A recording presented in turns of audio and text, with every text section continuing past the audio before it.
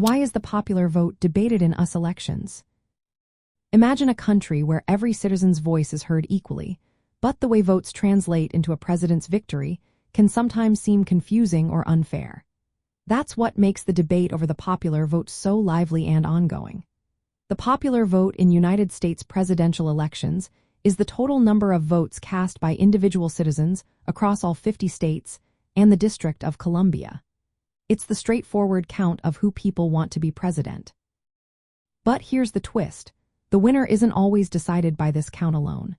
Instead, the United States uses a system called the Electoral College. This system assigns a certain number of electors to each state based on how many senators and representatives that state has in Congress. These electors then cast votes for president.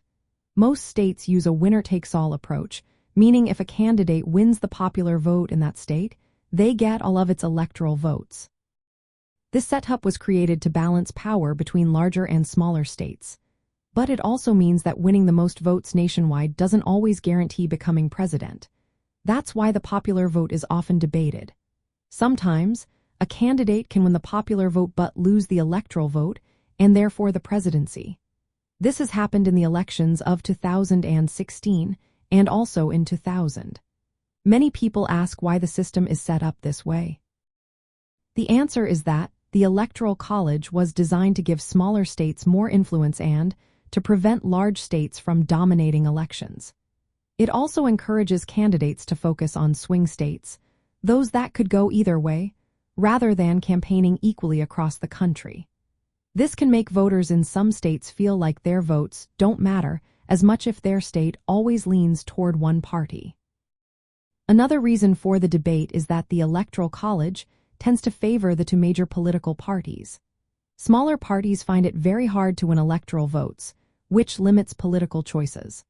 Some Americans believe the system should be changed to a direct national popular vote, where the candidate with the most votes across the entire country wins. But changing the system would require amending the Constitution, which is a complex and difficult process. Because of this, the debate continues.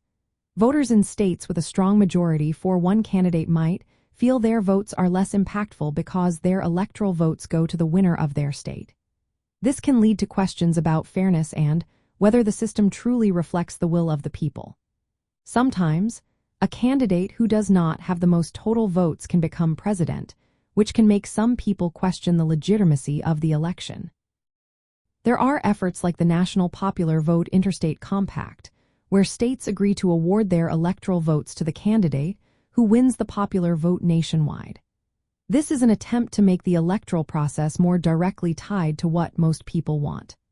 In the end, the debate over the popular vote in United States elections is about balancing state interests, campaign strategies, and fairness.